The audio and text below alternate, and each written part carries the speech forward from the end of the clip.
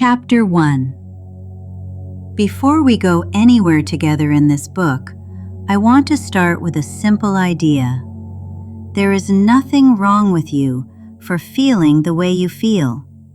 If you live with anxiety, if your mind races at night, if you snap at people you care about, or find yourself going numb and checked out, your nervous system is not broken. It is doing exactly what it learned to do to keep you safe. This chapter is about meeting that system, gently and without judgment. Think of your nervous system as the hidden conductor of your inner orchestra. Long before you form a clear thought, this conductor is scanning the world and your body for one main thing. Am I safe or am I in danger? When it senses safety, your body and mind open. Your breathing is easier, your muscles loosen, your eyes soften. You are more able to connect, to think clearly, to feel your emotions without being drowned by them. When it senses danger, everything changes. Your heart rate shifts, your muscles tighten, your digestion slows, your attention narrows. Your nervous system moves you into survival states. You do not choose this with your thinking mind. It happens first in the body. Most people were never taught this. Instead, we learn stories like, I am too much, I am too sensitive, I cannot handle life. But truly, what you call anxiety, shutdown, or irritability are survival strategies your nervous system uses when it believes you are not safe enough to simply rest and be. Let us name these in simple language. Anxiety is often what it feels like when your system is leaning toward fight or flight, even if there is no obvious threat in front of you. Your body is primed to move, to do something. Your thoughts race to match that energy, searching for the problem to solve. Shutdown is often what it feels like when that same system believes there is no way to solve the problem at all. It is like a breaker switch flipping off to protect you from overload. You might feel flat, foggy, distant, or as if you are watching life from behind a pane of glass. Irritability, snappishness, or that sense of always being on edge are often what it feels like when your system is stuck half in and half out of a survival response. You are still functioning, you might even look perfectly fine to others, but there is a constant hum of threat in the background. None of these states mean you are failing at life. They mean your nervous system is doing its best with the information it has, based on everything it has lived through so far. The real question of this book is not, how do I get rid of these states? The question is, how do I help my nervous system feel safer and more flexible so it does not have to work so hard to protect me? To answer that, we need both understanding and practice. In this chapter, I am giving you the map, the basic architecture of your nervous system, and the concepts of safety and threat. In the next chapter, we will talk about the window of tolerance, your personal range of feeling okay. Then we will look more closely at how your system shifts between different survival states through what is called Polyvagal Theory. From there, we will move into the heart of the book, a step-by-step protocol of short, 10-minute somatic exercises. Across the 10 chapters, you will learn 21 practices. Some will be very gentle, like simply resting your hands on your body or noticing the feeling of your feet on the floor. Others will involve a bit more movement, such as shaking, rocking, or releasing tension in your hips and core. Still, others will use your breath and voice, humming, sighing, or quietly toning to send signals of safety through your system. Each practice is designed to be done in about 10 minutes, and you will never be asked to push through discomfort or override your own no. Choice and consent are central. You will be invited to pause, skip, or modify anything that does not feel right. The aim is not to force your body to relax. The aim is to build a relationship with your nervous system, where it can start to trust that it is safe to let go a little. Over time, these short practices can reset your baseline. Instead of living constantly on the edge of panic, collapse, or anger, you gradually widen your capacity to feel and respond. You learn to notice the early whispers of stress in your body before they become full storms. And importantly, you learn specific, concrete things you can do in those moments to come back toward balance. As you listen, you may notice that parts of you are skeptical or impatient. Maybe you have tried many things already. Maybe the idea that a few minutes of shaking or humming could change anything sounds impossible. If that is present for you, it is welcome here. Skepticism is another way your system tries to keep you safe from disappointment. All I ask is that you stay curious. You do not have to believe in these practices for them to begin working. You only have to be willing to experiment gently and consistently, and to notice what happens in your own body over time. You also do not need to remember every technical term or scientific detail. I will keep the language as simple as possible, repeat key ideas in different ways, and always bring us back to what you can feel and do right now. The goal is not to turn you into a neuroscientist. The goal is to give you a clear, lived sense of how your system moves between safety and threat, and how you can guide it back towards steadiness.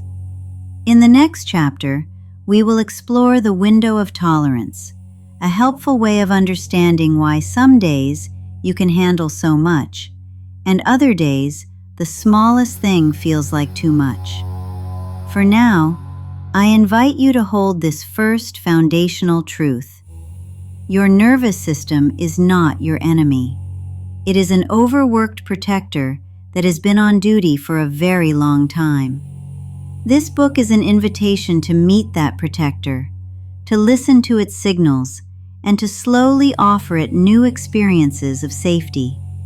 As you begin to understand your own window of tolerance in the next chapter, that invitation will start to take shape in very real, practical ways.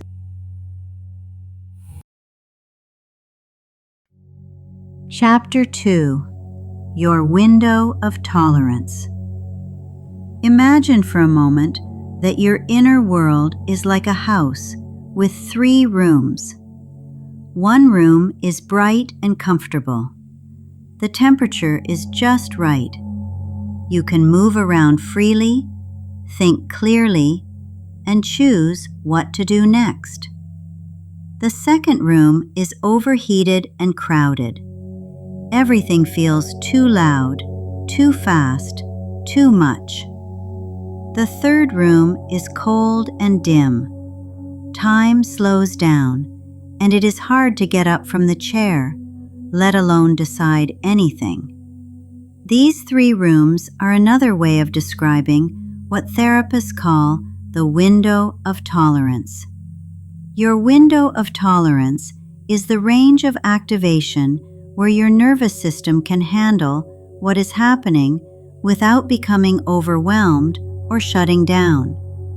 Inside this window, you still have access to choice. Outside of it, your biology starts running the show.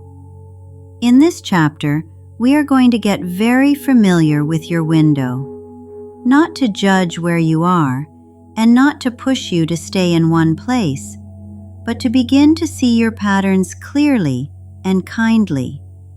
Before we try to change anything, we learn how to notice. Let us start with the room in the middle, the window itself. When you are in your window of tolerance, your body usually feels settled enough, not perfectly calm, not free of all stress, but manageable. You might notice that your breathing moves in and out without much effort. Your muscles are neither floppy nor rigid. Your thoughts can come and go. You can feel your feelings without being swept away by them. In this zone, you can have a hard conversation and still hear the other person.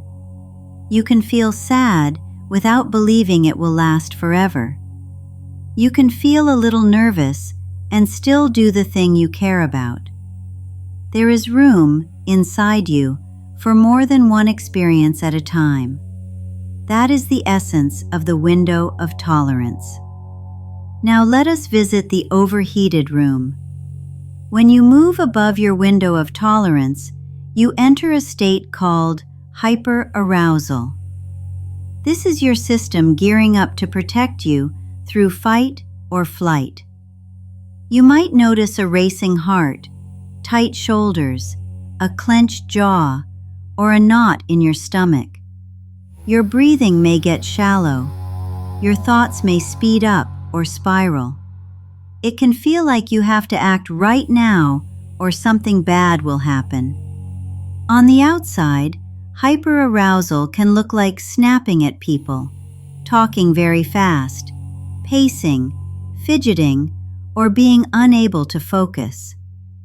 On the inside, it can feel like buzzing, dread, agitation, or a sense that everything is urgent. Many people know this place as anxiety, panic, or intense anger. Now the dim, cold room. When you drop below your window of tolerance, you enter a state called hypoarousal. Here, the system is protecting you through shutdown or collapse. Your body may feel heavy, drained, or far away. Your thoughts can slow down or go blank. It might be hard to find words, make decisions, or even care about things that usually matter. From the outside, hypoarousal can look like zoning out, withdrawing, sleeping a lot, or moving very slowly. On the inside, it may feel like numbness, emptiness, fog, or being disconnected from yourself or others. People often mistake this for laziness or lack of motivation, when it is actually a survival response. Most of us move in and out of these three zones many times a day. That is not a sign of failure. It is a sign that your nervous system is alive and responding. The question is not how to stay in the window all the time.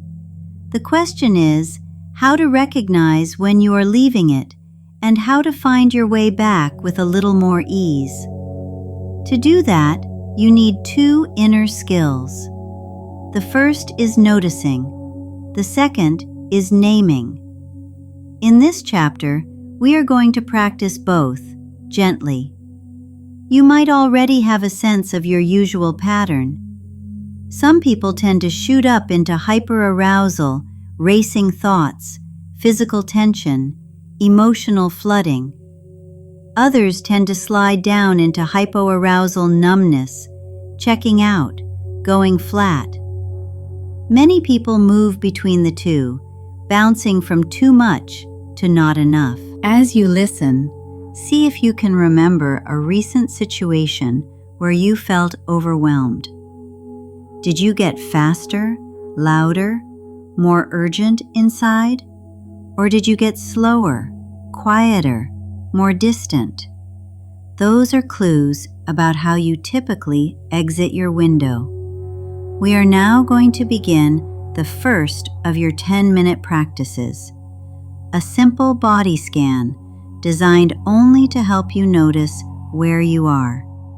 You are not trying to relax your body or force it to feel different. You are just gathering information, like a kind scientist. If it is available, let your body find a position that feels supported enough. You might be sitting, lying down, or standing with your weight evenly on both feet. Wherever you are, see if you can feel the contact between you and what is holding you up: the chair, the floor, the bed. Now slowly bring your attention to the top of your head. You are going to move your awareness down through your body in sections, as if you were scanning yourself with a soft, curious light. Notice your forehead, your eyes, your jaw. Is there tension here or softness? Is there numbness or nothing much at all? Whatever you find, simply note it, then move on. Bring your attention to your neck and shoulders. Are they lifted, braced, drooping, or hard to feel? Travel down through your arms, elbows, wrists, and hands. Are your fingers curled, relaxed, restless? Continue through your chest and upper back. Is your breath moving here easily, shallowly, or barely at all? Then your belly and lower back, your hips, thighs, knees, your calves, ankles, and feet. As you scan, you might silently name what you notice: tight, warm, buzzing, heavy, blank, neutral, or something else. There is nothing you must change, just notice and name. This simple body scanning is your first tool for locating yourself in or out of your window of tolerance. Over time, you will start to recognize patterns. Maybe a tight jaw and racing heart mean you are heading into hyperarousal. Maybe a heavy chest and foggy head mean you are dropping into hypoarousal. Your second practice builds on the first. It is called orienting. While body scanning helps you notice your inner landscape, orienting helps your nervous system register where you are in the outer world. Right now, if it feels okay, gently let your eyes wander around the space you are in. Move your head slowly, not just your eyes.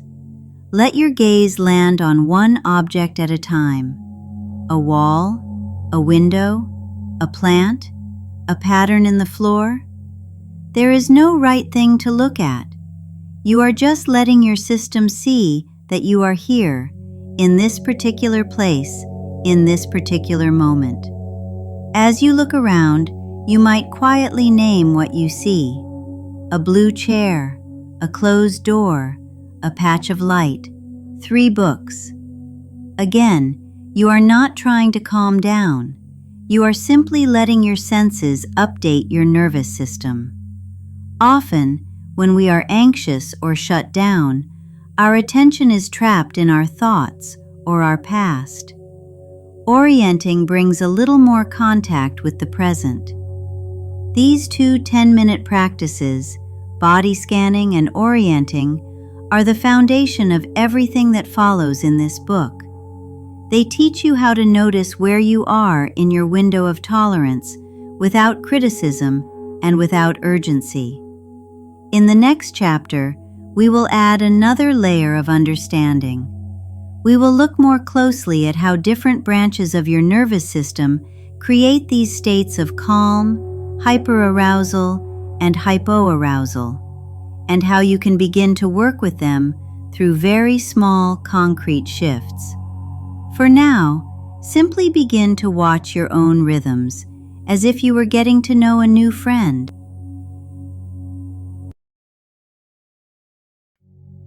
Chapter 3. If you have ever wondered why some days you can laugh with a friend and the next day the smallest email sends you spiraling, you are already bumping up against the heart of Polyvagal Theory. This chapter is about putting simple language around those shifts so you can say to yourself, not what is wrong with me, but this is the state my nervous system is in right now. Think of your nervous system as a 3-story house that you live in all the time. You move between floors depending on how safe or threatened you feel. You are not choosing these floors with logic. Your body decides first. Your thoughts and emotions follow. On the top floor is social engagement. This is the state when you feel grounded enough to connect. Your eyes meet other people's eyes. Your voice has tone and warmth. You can be curious, playful, and flexible. Problems are still there, but they feel workable. In this state, the branch of your vagus nerve, called the ventral vagal system, is online. It is like a wise host who keeps the house welcoming and steady. On the middle floor is fight or flight. This is the mobilized survival state. Here, your body prepares to act. Your heart rate rises, muscles tense, breathing becomes quicker. Your mind races to scan for danger and solutions. You might feel anxious, irritated, restless, or driven. This state is powered by your sympathetic nervous system, the part designed for movement and protection. In the basement is shutdown. This is the place your system goes when things feel too much for too long, or when escape seems impossible. Your energy drops. Your thoughts feel slow or foggy. You may feel disconnected from your body or emotions, flattened or numb. This state is linked to the older dorsal branch of the vagus nerve, which once helped living beings survive by playing dead. None of these floors is bad. Each one is a survival strategy.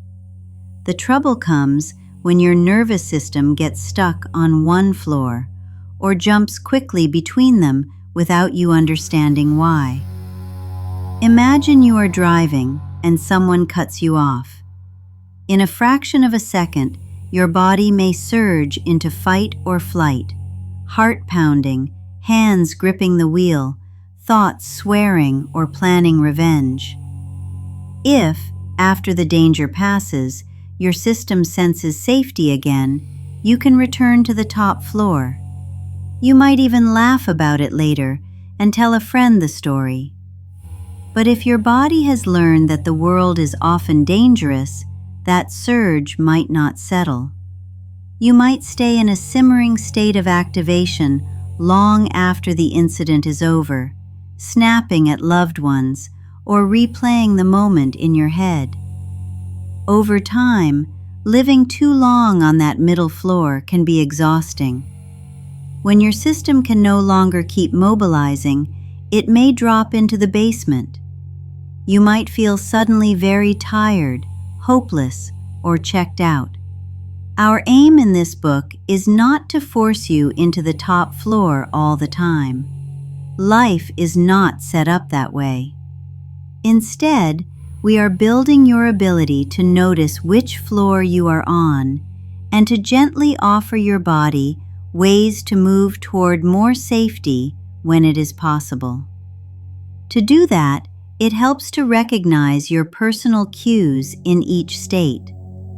When you are in social engagement, notice your breath. It tends to be slower and fuller. Notice your face.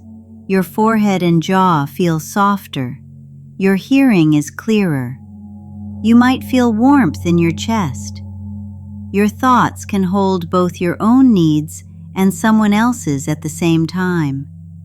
There is room for humor. In fight or flight, your eyes may narrow or dart around. Your shoulders creep up. Your jaw clenches. Your breath moves high into the chest. Your thoughts speed up and often become all or nothing. People become obstacles or threats. The world shrinks to whatever feels dangerous or urgent. In shutdown, your vision may lose detail. Sounds feel far away or muffled. Your limbs feel heavy or distant. You may struggle to move or speak, even when part of you wants to. Thoughts can sound like there is no point or nobody cares. Time can feel slow or unreal. As you listen, you may already be recognizing yourself. You might be thinking that you spend most of your life in the middle floor, always braced for the next demand, or that the basement has become strangely familiar. If that is true, nothing is broken. It simply means your nervous system has practiced those floors more. Our practices will give your body more practice with the top floor, so it becomes easier to find again. In this chapter, we are going to begin gently waking up the social engagement system on purpose, using 2 simple 10-minute practices. Think of these as invitations rather than commands. You are not pushing yourself into a better state. You are offering your body cues of safety and seeing how it responds. The first practice is a facial softening and eye contact micro-practice. Find a comfortable seated or lying position where your neck is supported. Let your eyes rest on something that feels neutral or pleasant, perhaps a plant, a familiar object, or a patch of light. Allow your gaze to wander slowly, noticing colors and shapes without straining. Now, bring your attention to your forehead. Imagine a warm cloth resting there. See if your eyebrows can release just a little. Move down to your eyes, letting the muscles around them soften. You might blink slowly a few times. Let your jaw loosen, perhaps letting your lips part slightly. Notice any tiny shifts in your breath as your face softens. If it feels safe, you can add a few moments of gentle eye contact with yourself in a mirror or with a trusted person, or even a pet. Hold their gaze for just a second or two, then look away and back again. Imagine saying to yourself with your eyes, "I am here with you." Take breaks as needed. The goal is not to stare, but to offer brief, tolerable moments of connection. The second practice is a simple vocal toning exercise. Sitting or lying with your body supported, place one hand on your chest and one on your belly. Take a comfortable, natural inhale. On the exhale, make a soft humming sound, like the sound of a distant engine or a gentle bee. Keep it easy, not forced. Feel the vibration under your hands. Play with different pitches, higher, lower, and notice where the vibration feels most soothing. You might shift from humming to a long vowel sound like ah or oh, letting the sound trail off when your breath naturally ends. Pause for a few normal breaths between each tone. Notice if your shoulders or throat begin to soften, if your exhale lengthens on its own. These 2 practices are simple, but they speak directly to the social engagement system. Soft eyes, relaxed facial muscles, gentle sound, all of these are ancient signals of safety between mammals. By offering them on purpose, you are showing your nervous system a different pattern. You may not feel instantly calm. Often, the first shift is just a tiny bit more space around your experience, a slightly deeper breath, a little more warmth in the chest, a bit more ability to stay with yourself. That is enough for now. In the next chapter, we will build on these signals of safety by finding still, supported positions that let your whole body feel what safe enough can be like. Before we add more movement, we will give your system the experience of resting in an anchor, so that all the practices to come have a solid, steady place to return to.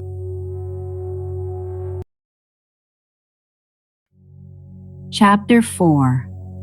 First Anchor: Finding Safety in Stillness.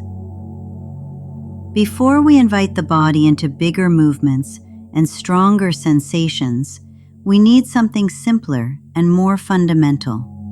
We need places to land. In this chapter, we begin creating those places. I call them anchors. An anchor is a consistent, reliable sensation or gesture that helps your nervous system recognize safety more quickly. It is something you can return to when life feels fast or foggy. Over time, these anchors become like familiar friends. The moment you touch in, your body begins to remember, "Oh, right, I know this. I can soften a little here." In the last chapters, you met your nervous system, explored your window of tolerance, and began to notice your own patterns of activation and shutdown. You also practiced basic body scanning and orienting. Now, we shift from just observing your state to gently shaping it. We do that by pairing stillness with cues of safety. A quick reminder as we begin: everything in this chapter is an invitation, not a demand. You are always free to adapt, pause, or skip any practice. The goal is not to do it perfectly. The goal is to help your body learn that slowing down can be safe enough, one small step at a time. You might find it helpful to speak to yourself silently as you try these, using phrases like, "only as much as feels okay," or "I can stop at any time." This sense of choice is not a side note. It is part of what teaches your nervous system that you are safe now. We will explore 3 10-minute practices. 1. A weighted or supported posture. 2. Hand on heart or hand on abdomen touch. 3. Grounding through the feet. You can listen through the explanations first, then come back to practice, or you can follow along in real time. Practice 1. Supported and weighted posture. This first anchor uses the power of contact and support. When your body feels held, it does not have to work as hard to stay upright or on alert. If it is available to you, find a position where you can rest against something solid. That might be a chair with a back, the wall behind you, or lying down on a couch or the floor. Let your body be as comfortable as you can make it in this moment. Take a moment to adjust. Can you add support anywhere? That might mean a pillow behind your lower back, a cushion under your knees, or something soft under your head. If you are seated, see if your spine can lean back a little, letting the chair help hold your weight. Now, allow your awareness to move to the points of contact. Where does your body meet the surface beneath you? Notice your back against the chair or wall. Notice the weight of your hips, your legs, your shoulders. You do not need to breathe any special way. Just notice the weight and the support. For the next few moments, we play with the idea that you can give a little more of your weight to what is holding you. You might quietly say in your mind, "letting the chair hold me," or "letting the floor hold me." As you exhale, see if there is 1% more softening you can offer to gravity. Not forcing relaxation, Just a gentle question. Is there anywhere I can work a little less? You may feel a tiny shift or nothing at all. Both are fine. The practice is not about forcing relaxation. It is about building a relationship with the sensation of being supported. If at any point this feels too vulnerable, you can pull back, adjust your posture, or open your eyes if they are closed. After a few minutes of this, slowly begin to notice the space around you again.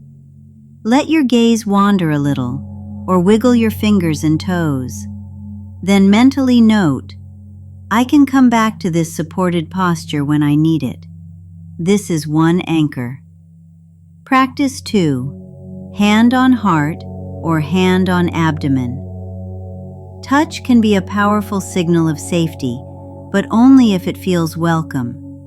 For some people, hand on heart feels comforting. For others, it feels too exposed.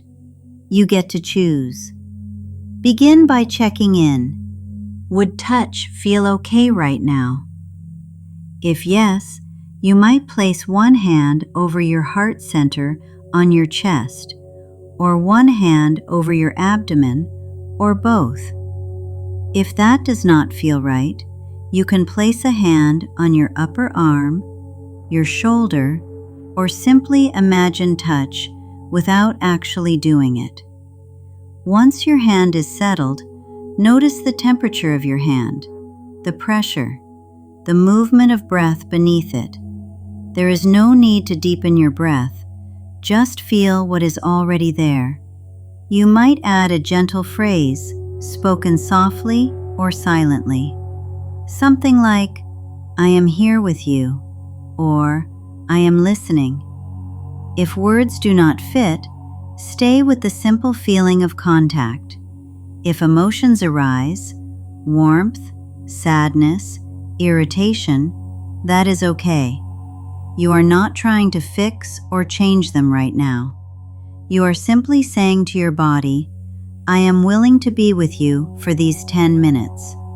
If at any time the touch is too much, lighten the pressure, move your hand, or let it rest instead on the fabric of your clothing or on the surface next to you.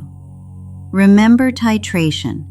Doing less rather than more is a sign of wisdom, not failure. After several minutes, slowly remove your hand and notice any difference, however small. Perhaps there is a tiny softening, or perhaps you simply feel a little more present. Either way, you have just rehearsed another anchor. Practice 3. Grounding through the feet.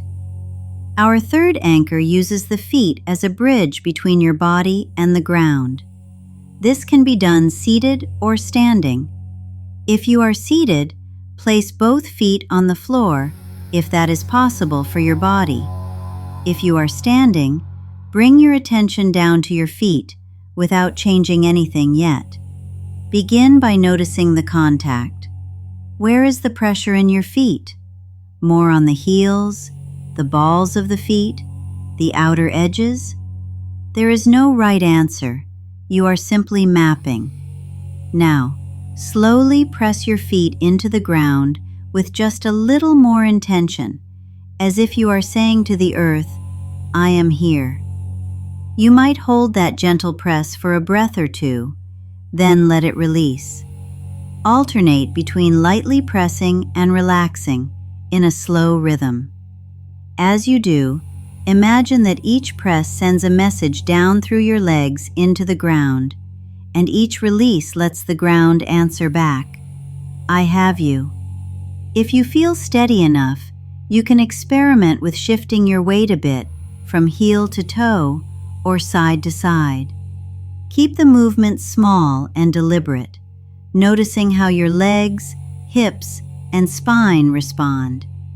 If this becomes too activating, simply pause, name quietly, feet on the floor, or ground under me, and return to a neutral stance. After a few minutes, allow the movement to become still again. Notice whether your sense of where your body is in space feels any clearer. This grounded feeling in your feet is a third anchor you can access in a crowded room, at your desk, or while waiting in line. Bringing the anchors together. You now have 3 stillness-based anchors: supported posture, soothing touch, and grounded feet. You do not need to use all of them at once. In fact, it is often more effective to choose just one for a given moment. Over the next day or two, you might experiment with sprinkling these anchors into your routine. A minute of supported posture before opening your email. A hand on heart before sleep. A brief feet grounding pause in the middle of a tense conversation. You are teaching your nervous system that it can move toward calm in small, manageable steps. This foundation of safety and stillness is what will allow you, in the next chapter, to explore more active practices like therapeutic shaking without tipping into overwhelm. We will begin to gently mobilize survival energy, always with these anchors close at hand.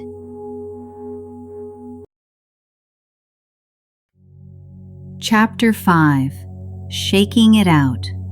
Releasing survival energy. By now you have met your nervous system, learned to recognize your window of tolerance, and begun to build stillness-based anchors of safety.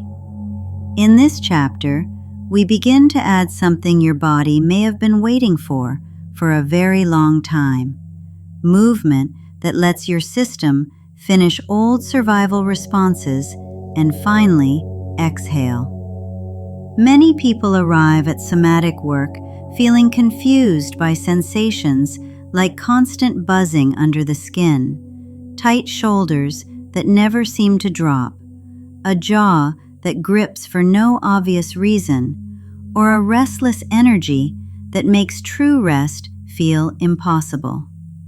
You might lie down at night exhausted but feel wired, or you sit down to relax and within minutes you reach for your phone, fidget, or get up to do one more task. This is often what incomplete fight or flight feels like. When something feels threatening and you cannot fight or run, your body often does not simply go back to neutral. The survival energy that flooded your system has to go somewhere. If it has no chance to be used in action, it can remain partially stored as tension, agitation, and that familiar hum of unease. Animals in the wild show us another option. After a chase or a close call, they often tremble, shiver, or shake all over. Then they return to grazing, resting, or playing as if nothing happened. That shaking is not random. It is the body discharging survival energy, completing what started. Humans have the same capacity. We just tend to override it.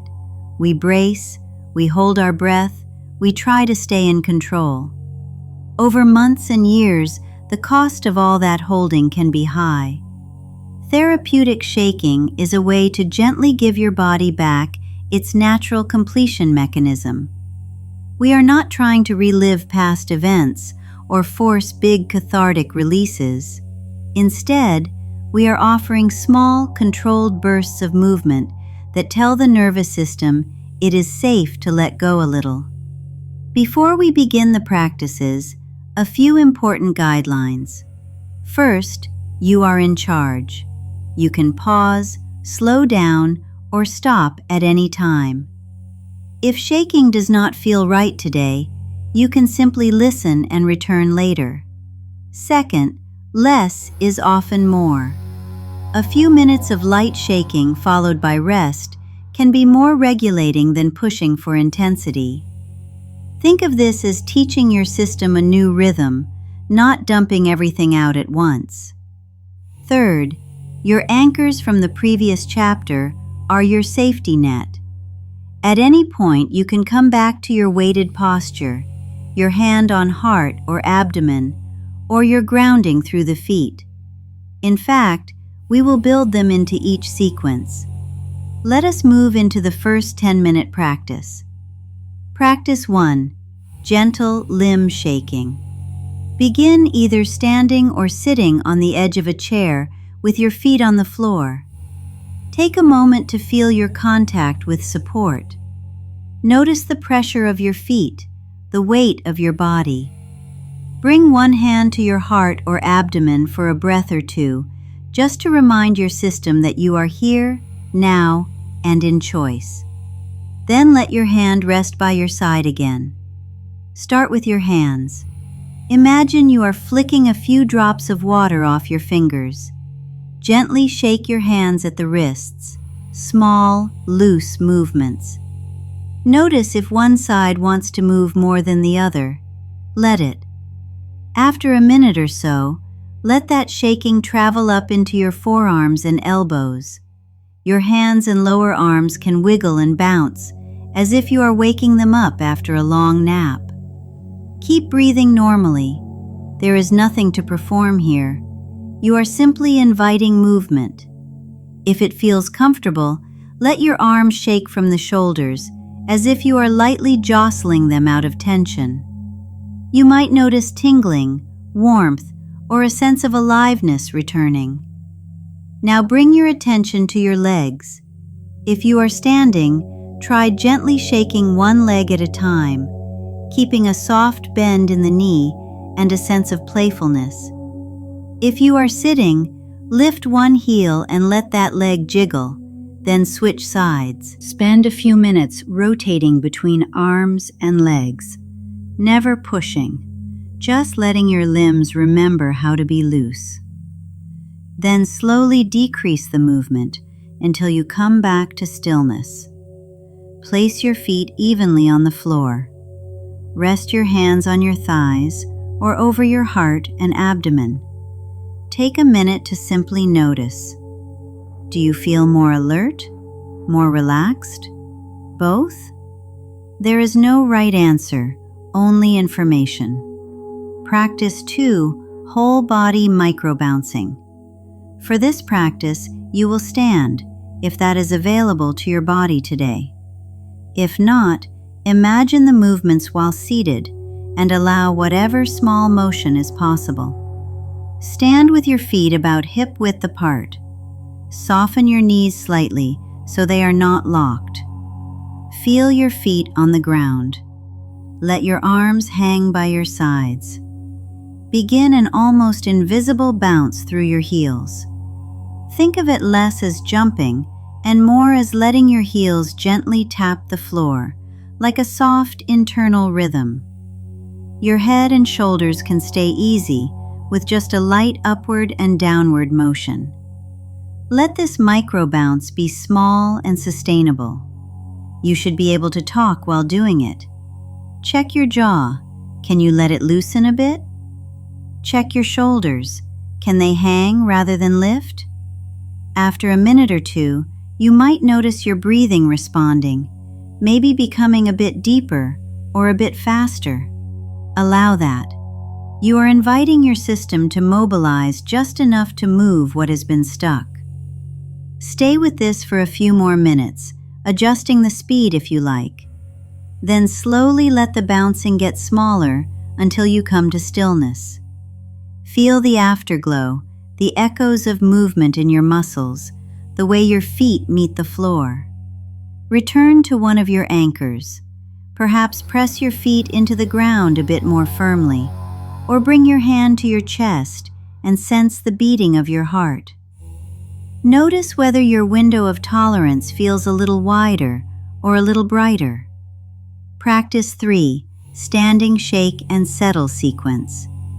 This final practice brings together shaking and settling in a clear arc. Imagine you are creating a wave of activation and then riding it back down to shore.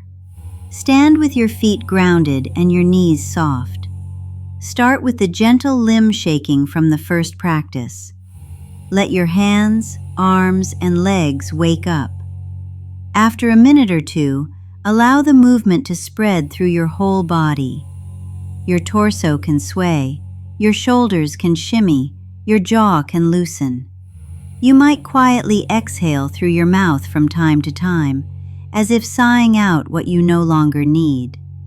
Stay connected to your sense of choice. At any sign of dizziness, nausea, or feeling too sped up, begin to slow the movement right away. You are not trying to get somewhere. You are having a conversation with your system. After 3 or 4 minutes of shaking, gradually taper the intensity. Imagine you are turning a dial down from 10 to 1. Let your movements become smaller, then pause completely. Stand or sit in stillness for the rest of the 10 minutes, letting your body organize itself.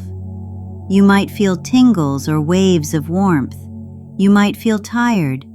You might feel surprisingly calm. Whatever is present, let it be there without needing to fix it. If it helps, return to your grounding through the feet practice. Feel your heels, the balls of your feet, and your toes. Sense the weight of your skeleton stacked over your base. Allow a few soft, natural breaths. As you come to the end of this chapter, notice how different it feels to have moved with your survival energy instead of against it.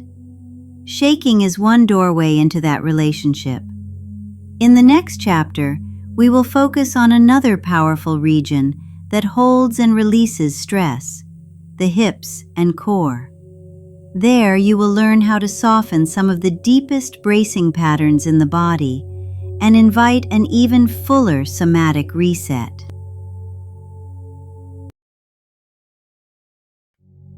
Chapter 6: Unlocking the Hips and Core. Up until now, you have met your nervous system, mapped your window of tolerance, and experimented with both stillness and movement. You have an anchor in quiet and a pathway for shaking off some of the excess charge of fight or flight. In this chapter, we narrow the lens even further, down into a region that quietly holds a tremendous amount of your day-to-day experience, your hips, pelvis, and core. For many people, these areas are the first to brace when life feels overwhelming. The pelvis tucks under, the belly tightens, the buttocks clench, the hip flexors grip. Often this happens outside of conscious awareness. Over time, that constant low-level bracing can shape posture, breathing, and even mood. A chronically tightened core can limit the natural rise and fall of the diaphragm and make the breath more shallow.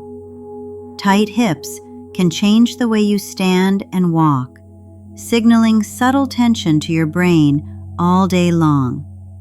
The result can be a background feeling of unease that never quite lets up. There is no need to dig into why the body learned these patterns. We are not processing stories or memories here. We are simply inviting the muscles and connective tissues around the hips and core to experiment with a different option, one of a little more space and a little less gripping.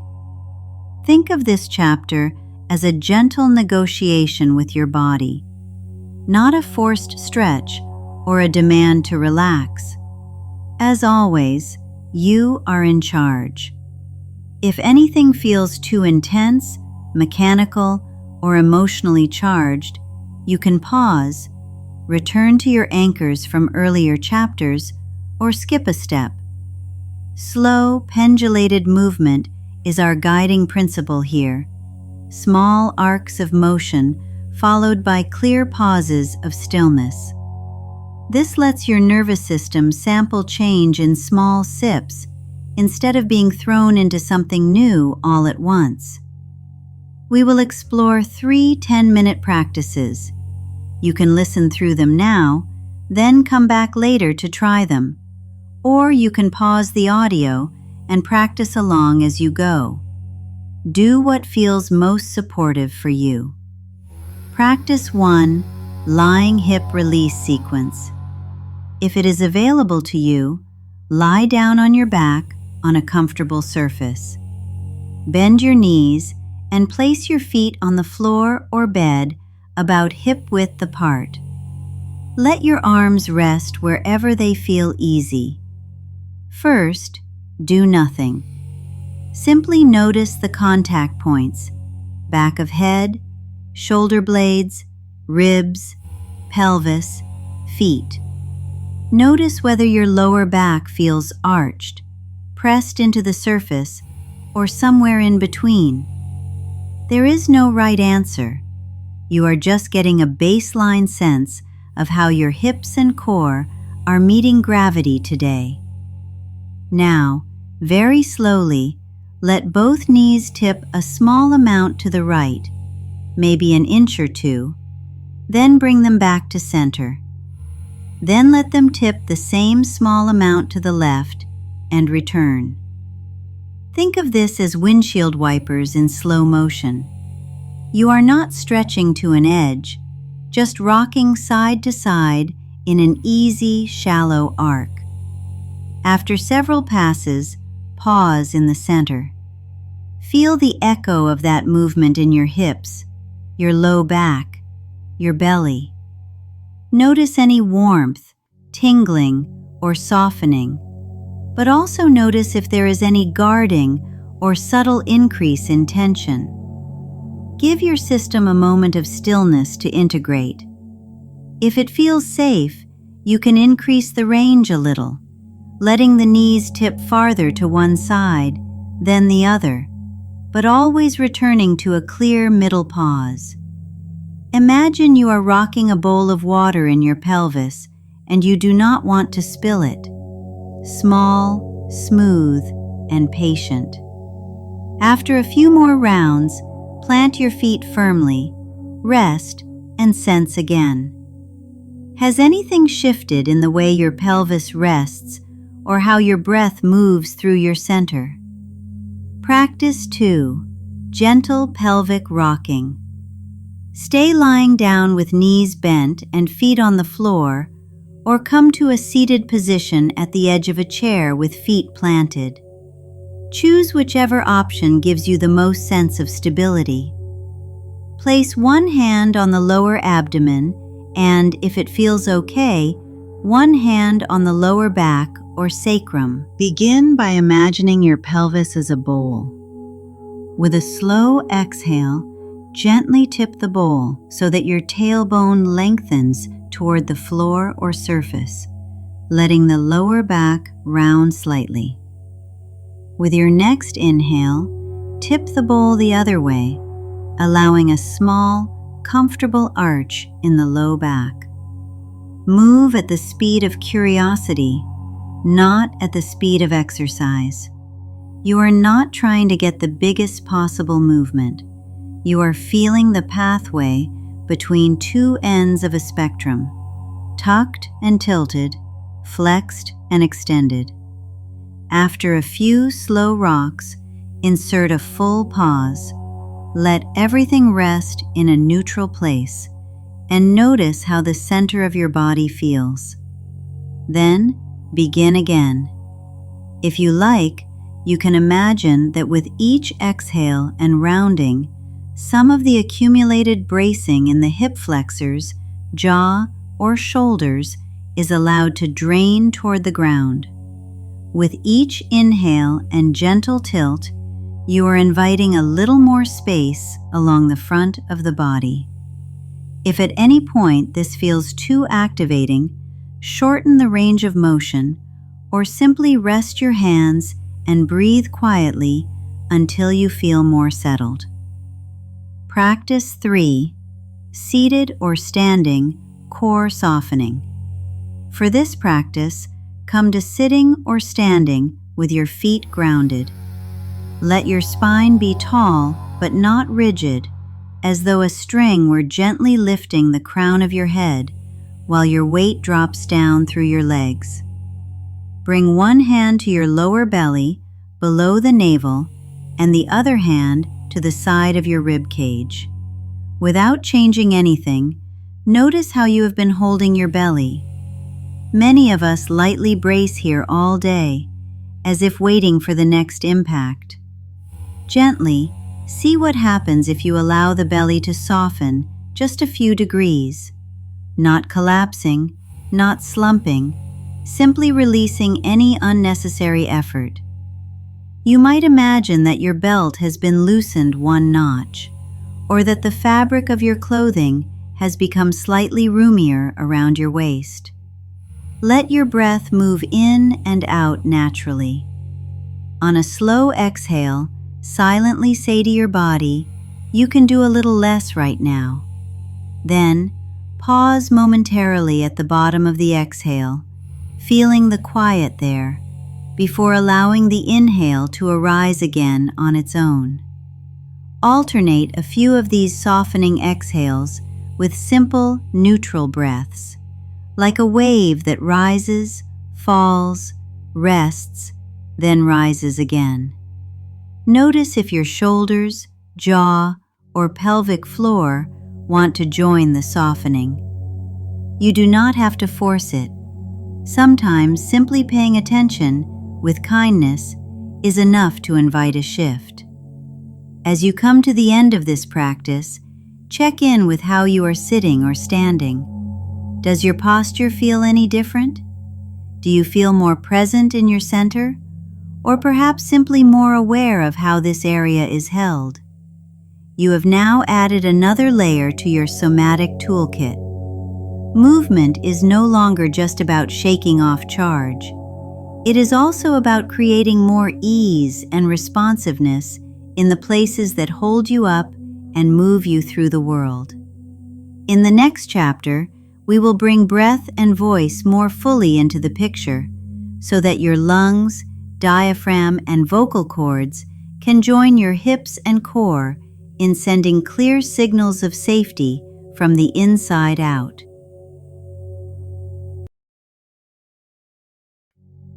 Chapter 7. Breath and voice are two of the most direct ways you can speak to your nervous system. You carry them everywhere. You do not need a mat, special clothing, or a private room. In this chapter, you will learn how to use them on purpose as pathways back toward calm, connection, and your window of tolerance. By now, you have met your nervous system, explored your window, and learned how to create safety through stillness, shaking, and gentle work with your hips and core. Breath and sound now join that toolkit. Together, they form a bridge between your body and the social engagement system we talked about earlier, the state where you feel grounded, present, and able to relate to others and to yourself with more ease. First, a simple frame for how breath shapes your state. When your body senses threat, your breath usually becomes faster, shallower, and higher in the chest. When your body senses safety, your breath naturally slows, deepens, and often drops toward the belly. You do not have to force this, but you can gently guide it. 3 principles will guide the practices in this chapter. Lengthen the exhale more than the inhale. Soften and include the low belly. Add gentle sound or resistance to invite the vagus nerve to relax. As always, your body has the final say. If any practice makes you dizzy, tense, or uncomfortable, you can reduce the intensity, do fewer cycles, or stop and return to an anchor from earlier chapters, such as feet on the floor or hand on heart. Practice 1. Low belly breathing. This 10-minute sequence helps retrain your system to recognize a slower, deeper breath as safe. You can do this lying down with your knees bent or sitting upright with your feet grounded. Choose a position where your spine feels supported rather than held rigid. Place one hand over your low belly, somewhere between your navel and your pubic bone. Place the other hand over your upper chest. There is no perfect location. The goal is simply to have a sense of top and bottom. Begin by noticing your natural breath. Do not alter it. Sense which hand moves more. For many people, the upper chest hand rises while the belly stays relatively still. Just notice. Now imagine your breath as a gentle wave. On the inhale, invite the wave to reach the lower hand first, allowing the belly to softly expand. On the exhale, let the belly fall naturally. You are not sucking it in or pushing it out.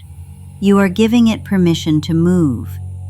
Count quietly in your mind. Inhale for a count of 4, letting the breath move into the low belly. Pause for a soft count of 1. Then exhale for a count of 6. In for 4. Pause for 1. Out for 6.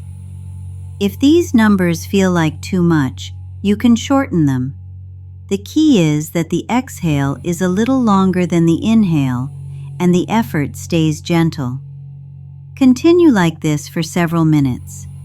Notice any areas that want to hold or brace, especially in the throat, jaw, or belly. You might silently say to yourself, "It is okay to soften a little here." After about 10 minutes, let go of the counting. Return to your natural breath and notice any shifts. You may feel calmer. You may feel more. You may feel nothing in particular. All of these are fine. What matters is that you practiced speaking safety through breath. Practice 2, humming and vowel toning. This second 10-minute practice adds sound. Sound, especially low, steady vibration, stimulates the branch of the vagus nerve that helps your system lean toward connection rather than defense. Sit comfortably or lie down with your head supported. Let your lips close softly, teeth slightly apart, and tongue resting on the floor of your mouth. Take a gentle inhale through your nose. On the exhale, make a quiet humming sound. Think of the sound a bee might make, but softer. Aim the sensation into your lips, your cheeks, even the bridge of your nose. You are not performing. You are creating a small internal massage. Let the hum last as long as is comfortable. Then breathe in again. Continue humming on each exhale for several minutes, experimenting with slightly lower or higher tones to find the place where the vibration feels most soothing. If humming feels okay, you can shift into simple vowel sounds. On the exhale, try a long ah as in the word calm, then an oo as in the word you, then an e as in the word see. Let your mouth shape the sound and notice where the vibration settles in your body: chest, throat, face, belly. You might discover that one sound feels more grounding or more opening than the others. You can stay with the one that feels best. Let the practice be playful, not precise. If at any point your throat tightens or your jaw clenches, pause. Take a few quiet, low belly breaths without sound, then return to humming if it still feels inviting. Practice 3. Gentle sigh and sound release. This final practice is designed to be something you can use discreetly during the day.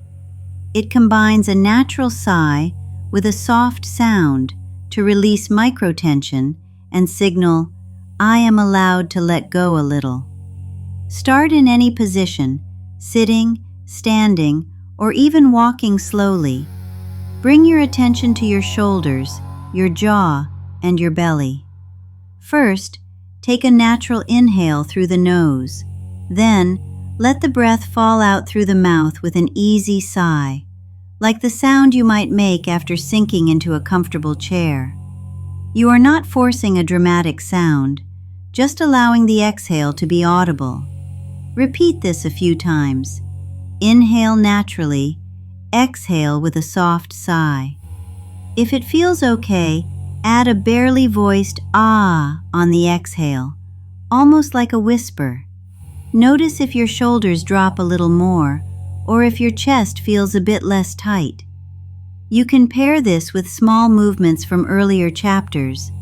As you sigh, you might let your knees bend a fraction and gently bounce, or you might allow your hips to rock slightly, or your jaw to unclench. Exhale, sigh, soften. Tiny, repeatable resets, using breath and voice with other practices. Breath and sound are like threads that can weave through everything you have learned so far. You can add a lengthened exhale while you do hip releases. You can hum quietly while you stand and do a gentle shake. You can use a soft sigh as you settle into a weighted posture or place your hand on your heart. In the next chapter, we will bring these elements together. You will learn how to build simple daily somatic rituals that fit your real-life mornings, workdays, and evenings. For now, notice which of these breath and voice practices your body seems to welcome the most.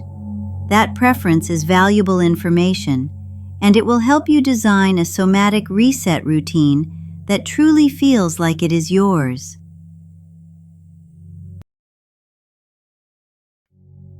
Chapter 8. Building your daily somatic rituals. By now you have a toolbox of practices that can help you meet yourself in many different nervous system states. You have anchors in stillness, ways to shake and move survival energy, softening through the hips and core, and breath and voice practices to signal safety from the inside out. In this chapter, we turn those individual tools into something your nervous system can lean on every day. Simple, repeatable rituals. Think of this as giving your body a rhythm to count on. Instead of wondering, what should I do when I feel off? You will begin to have gentle default options at 3 key times of day, as you wake in the middle of your day, as you wind down at night. We will build what I call micro-stacks, short sequences that link 1 or 2 familiar practices into a 10-minute ritual. You can adjust them as you go, but having a starting structure makes it much easier to follow through. Before we design your rituals, I want to offer 3 guiding principles. First, choose simple over perfect. The best ritual is the one you actually do. 10 minutes of something easy is far more powerful over time than an elaborate plan you abandon after a week. Second, let your window of tolerance lead.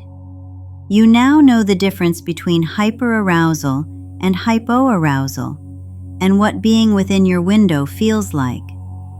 Each ritual can have a slightly more activating version and a slightly more calming version. You will learn to choose based on where you are, not where you think you should be. Third, stay curious, not rigid. A ritual is a living thing. It can evolve with seasons, work schedules, health, and energy levels. You are not failing if you change it. You are collaborating with your nervous system. Let us start with the morning. Your wake-up reset.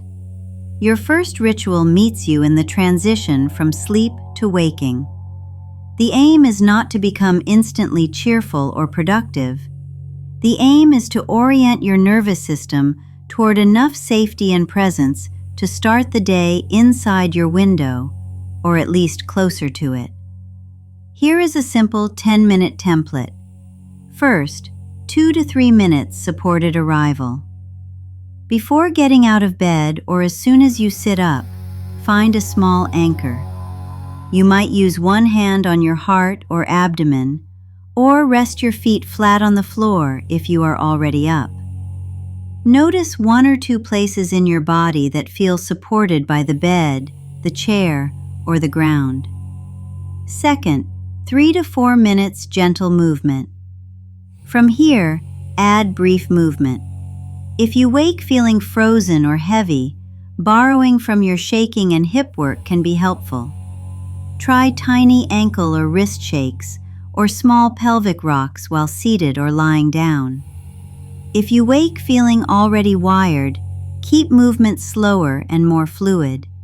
Gentle hip circles on the edge of the bed or a slow standing sway. Third, 3 to 4 minutes breath and sound. To finish, bring in low belly breathing with a slightly longer exhale than inhale. If it feels available, add a soft hum on the exhale or a gentle sigh with sound. Notice if a particular pitch or vowel feels more settling or more energizing, depending on what you need. That is your basic morning stack: arrival, movement, breath, and sound. Over time, you might shorten it to 5 minutes or extend it to 15. The core sequence stays the same, so your nervous system begins to recognize it as a familiar bridge into the day. Your midday recalibration break. The middle of the day is when many people slide out of their window without noticing. Emails, caretaking, traffic, and constant input accumulate. A short recalibration break helps you course correct before you are deeply overwhelmed or shut down. Here is a 10-minute midday template you can do at your desk, in a parked car, or on a short walk. First, 2 minutes, check your state. Pause and sense. Are you more sped up or more shut down? Are you restless and buzzy or foggy and disconnected? There is no right answer. You are simply naming your starting point. Second, 4 to 5 minutes targeted practice. If you are in hyperarousal, buzzing, tight, edgy, choose a downshifting practice. That could be grounding through your feet while seated, feeling the weight of your body supported. Or a slow exhale, focused breath, perhaps with a very quiet hum, to engage your social engagement system without drawing attention. If you are in hypoarousal, flat, drained, spacey, choose a gently upshifting practice. Therapeutic microbouncing while standing or light limb shaking can bring just enough energy back without overwhelming you. Keep it subtle. You are inviting yourself back toward your window, not jolting yourself awake. Third, 3 to 4 minutes integration. Finish by bringing your attention to the environment around you. Let your eyes move and orient, noticing a few colors, shapes, or sounds. Then feel again for an internal anchor, perhaps your breathing or the contact of your hands resting on your legs. Ask yourself one simple question: how do I feel now? Even if it is just 1% different. You can treat this midday ritual as a reset button. It does not need to solve the entire day. Its job is to prevent accumulation from turning into collapse, your evening wind down. The third ritual supports the transition from doing to resting. Rather than collapsing into bed from a state of high activation or scrolling numbly until you drop off, you will offer your nervous system a clear path toward rest. Here is an evening template. First, 3 to 4 minutes releasing the day. Choose a small amount of movement that feels like letting go. That could be slow, loose shaking of the arms and legs, or a very gentle, whole body bounce, followed by a pause to feel the after effect. If you have been sitting all day, include a bit of hip or pelvic movement to invite the core to soften. Second, 3 to 4 minutes, settling. Shift into a supported posture, lying on the floor with your lower legs on a chair or sitting with your back against a wall. Let your body feel held. You might add a hand on your heart or over your belly. Allow your breath to do whatever it is already doing, only occasionally inviting a slightly longer exhale. Third, 2 to 3 minutes, soothing sound or silence. If it feels comforting, end with a few rounds of soft humming or gentle vowel sounds, letting your voice be as quiet or full as it wants. If sound is overstimulating at night, simply rest in silence, sensing the subtle hum of your own body as it begins to shift towards sleep. Experimenting and tracking. As you live with these rituals, remember they are experiments, not prescriptions. Some days 10 minutes will feel too long. Other days you may want more. You might keep a simple note on your phone or in a journal, jotting down which version of a ritual you tried and one word about how you felt afterward. Over weeks, patterns will emerge. You will notice which combinations are most effective when you are anxious, or when you are numb, or when the day has been unusually demanding. This is you becoming the expert on your own regulation. In the next chapter, we will take these daily rituals off the cushion and into the messy reality of life.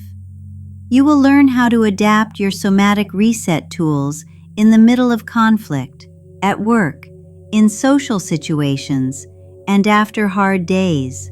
So regulation is not just a practice you visit, but a way you move through the world.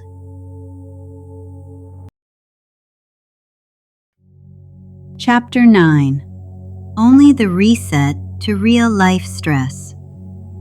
You now have a toolbox of practices and a sense of how to weave them into daily rituals. This chapter is about something slightly different. It is about what you do in the messy middle of life, in the car before a hard conversation, in the bathroom after an argument, in the hallway outside a meeting that scares you. We are moving from practice as a separate activity to practice as an on-the-spot response. Think of this chapter as writing a small manual for your future self. When this happens, try this. As you listen, notice which situations feel most familiar. You do not need to memorize every option. 1 or 2 mini protocols that really fit your life will go a long way. Before we step into specific scenarios, keep 3 guiding principles in mind. First, earlier matters more than later. The sooner you notice that you are drifting out of your window of tolerance, the easier it is to come back. Second, smaller is better than perfect. A 2-minute reset done now is more powerful than a 20-minute ideal practice you never start. Third, choice stays in charge. Even in the heat of the moment, you are invited to choose what feels workable rather than pushing yourself through a fixed routine. Let us look at some real-life moments and how you might respond somatically. Preparing for a difficult conversation. Imagine you are about to speak with a partner, family member, or colleague about something that matters. You notice your chest tightening. Maybe your breath gets shallow, or your mind starts rehearsing worst-case scenarios. These are early signals that your system is edging upward toward fight or flight. Here is a simple 3-step mini protocol you can use in 3 to 5 minutes. Step 1. Ground your body.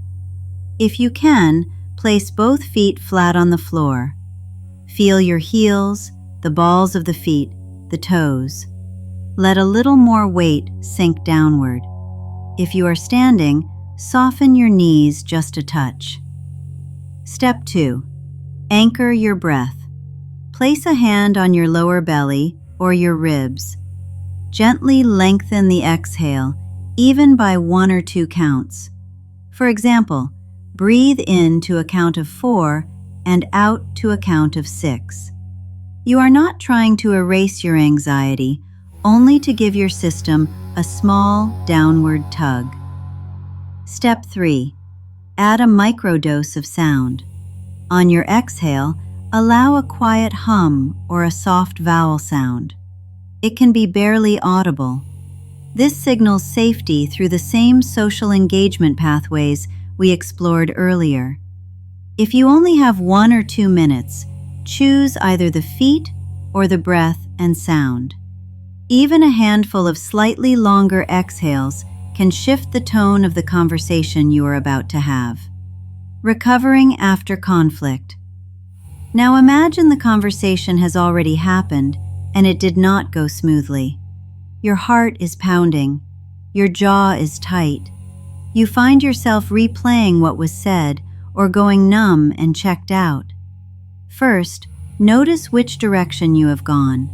Are you amped up and restless, or flat and distant? Either way, the aim is not to analyze the conflict. It is to bring your physiology back toward the middle so your thinking mind can eventually make sense of what happened. For a more activated, restless state, try this 2-step protocol. Step 1. Controlled discharge. If you have privacy, stand and do 30 to 60 seconds of gentle shaking in the arms and legs or a soft bounce through the knees. Let your hands flap loosely or your shoulders jiggle. Step 2. Stillness anchor. After a short burst of movement, pause. Find a supported posture, maybe sitting with your back against a chair. Place a hand on heart or abdomen and notice any shifts. You might feel more sensation at first. Stay with it in small doses. If instead you feel collapsed or numb, start with the anchor and then add only the smallest bit of movement. For example, seated, gently rock your pelvis a few millimeters forward and back for 30 seconds, then pause again. You're inviting just enough energy to come back online without pushing yourself. Social anxiety. Social situations can be challenging even when they seem minor on the surface. Walking into a gathering, logging on to a video call, or sitting down at a group meeting can all activate the nervous system. When you notice your stomach drop, your shoulders tense, or an urge to avoid eye contact, try a quiet, portable 3-step sequence. Step 1. Orient with curiosity. Without moving your head too much, let your eyes gently scan the room or the screen. Name 3 neutral details in your mind. For example, blue chair, window, plant. This reminds your survival system to update to the present environment. Step 2. Micro softening of the face. Imagine your forehead smoothing, your eyes resting back in their sockets, the muscles around your mouth loosening just a little. You are inviting the social engagement system to join you. Step 3. Stealth humming or breath. On the inhale, breathe low into the belly.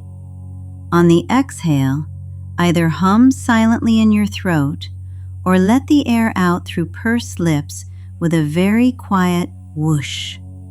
Both create a mild vagal soothing effect that no one around you needs to notice. Can loop these 3 steps during the first few minutes of a social situation until your system gets a clearer sense that you are not in danger, only uncomfortable. Decompressing after a demanding workday. Finally, think of the moment you arrive home after a long day. Many people either collapse onto the couch or march straight into more tasks without a transition. The nervous system stays stuck in work mode, buzzing or depleted, and never really resets. Here is a simple arrival ritual you can do in 5 minutes or less. Step 1. Threshold pause. Before diving into your next role, pause at a literal or symbolic threshold. It might be your front door, your car seat, or the edge of your bed.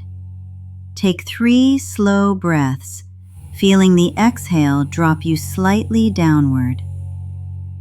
Step 2. Hip and core release. Sit or lie down if possible. Spend 2 minutes gently rocking the pelvis or doing small hip circles while noticing the contact points with chair, couch, or floor. This tells your body that it no longer has to hold the day. Step 3. Closing sound. Finish with 3 fuller sighs or low hums on the exhale. Let each one be a little longer than the last. Imagine you are letting the day move through and out rather than holding it in your tissues.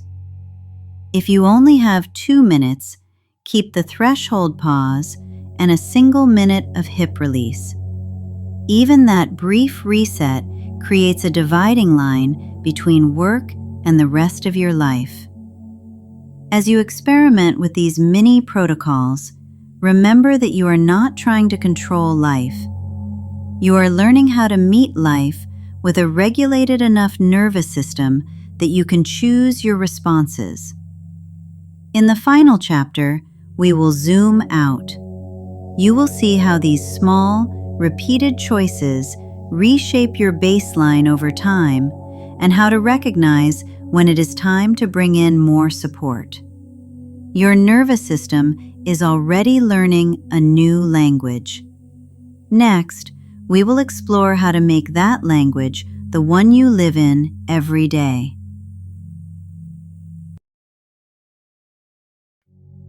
Chapter 10. If you are listening to this chapter, you have already done something powerful.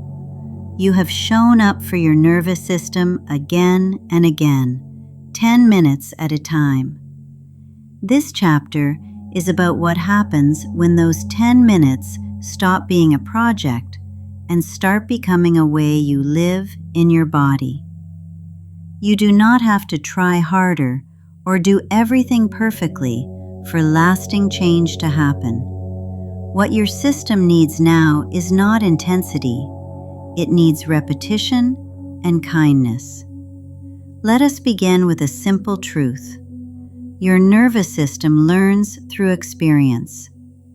Each time you ground through your feet, soften your jaw, rock your pelvis, or hum on the exhale, you are offering your body a tiny new experience of safety. One moment will not erase years of bracing or vigilance, but many small moments begin to stack. This is neuroplasticity made practical. Neurons that fire together wire together. Each time you move from activation or shutdown back toward your window of tolerance, you are strengthening that pathway. Over time, your system starts to find that path more easily, even without you thinking about it. You may notice this already. Perhaps what used to send you into a spiral now only nudges you to the edge of your window. Maybe you still feel anxious or numb, but you return to center faster. or you simply notice what is happening sooner and respond with a hand on your heart or 3 long sighs instead of pushing through. These shifts may seem small, but they are signs that your baseline is changing. The aim was never to create a life with no stress or no activation. The aim was to grow your capacity to meet life without abandoning yourself. Take a moment to reflect on your own arc through this book. When you first heard about the window of tolerance, perhaps it felt like a new language. Now you have a felt sense of what it is like to be inside your window and what it is like to be outside it. You know your personal signals of speeding up and of shutting down. You have practiced choosing one concrete step to nudge yourself back toward center. You have also been experimenting with a new relationship to your body. Instead of criticizing it for tight shoulders, a clenched jaw, or a frozen stomach, you have been learning to recognize those sensations as communication. This is the foundation of agency. Agency does not mean you control everything. It means you recognize that you have some influence over your own state. Before we talk about maintaining progress, let us normalize something. Setbacks are part of the process. There will be days when old patterns rush back, times when you forget every practice in this book, seasons when external stress is high and your system feels more contracted again. Nothing about this means you have failed or gone backward. Think of regulation like strength or flexibility. If you have ever stopped a physical practice, you know that some capacity fades when you stop using it, but it also returns faster the second time. Your nervous system works in a similar way. Once your body has experienced these pathways to safety, they are easier to reawaken. So how do you maintain what you have begun? First, choose consistency over complexity. You do not need to use all 21 practices every week. Instead, select 2 or 3 that feel most effective and accessible. Perhaps you use low belly breathing every morning, a brief hip release or shaking sequence after work, and humming or grounding through your feet before sleep. Let these few become your core ritual. Second, keep your practices small enough that you will actually do them. 10 minutes is powerful. Some days, even 10 minutes will feel like too much. On those days, your job is not to push through. Your job is to find the smallest possible step. 1 hand on your chest for 3 breaths. 1 minute of gentle bouncing. 1 long hum in the shower. Third, stay curious about your changing window of tolerance. Every few weeks, you might quickly check in with 3 questions. What are my current early warning signals of leaving my window? Which practices help the most right now? Is there a time of day when I tend to struggle more? And what might I place there? You are not meant to do this alone. There are times when more support is not a luxury, but a wise investment in safety. Consider involving a therapist, coach, or supportive group if your system feels stuck in chronic shutdown or panic despite regular practice. If memories or sensations from past trauma begin to surface and feel overwhelming. If you find yourself using substances or numbing behaviors more and more to get through the day, or if you simply long to have someone witness you as you build this new relationship with your body. When you seek support, you can bring everything you have learned here with you. You now have words to describe your states. You can say, I tend to leave my window into hyperarousal with racing thoughts, or into hypoarousal with numbness. You can say, humming helps me, or Hip work feels too intense right now. This makes you an active collaborator in your own care. As you move beyond this audiobook, remember that regulation is not a finish line. It is an ongoing relationship with yourself. Some days, that relationship will feel steady and kind. Other days, it will feel strained. Your work is not to be perfect. Your work is to keep coming back as gently as you can to the question, what would help my nervous system feel 10% safer right now? You might look out a window and let your eyes rest on something pleasant. You might lengthen your exhale. You might place a firm, reassuring hand on your thigh and feel the contact. You might simply name your state. I notice my heart is racing. I am at the edge of my window. I am here with myself. Over time, these moments of turning toward yourself become a kind of quiet loyalty, a promise that whatever state you are in, you will not leave your body behind. You began this journey perhaps feeling confused by your reactions, maybe even ashamed of the way your system responds to life. My hope is that you are ending it with more understanding, more tools, and most importantly, more trust in your own capacity to shift. This is not the end of your somatic reset. It is the beginning of living with your nervous system as an ally. As you close this book, you are also opening a new conversation with your body, one that can continue for the rest of your life, 10 minutes at a time.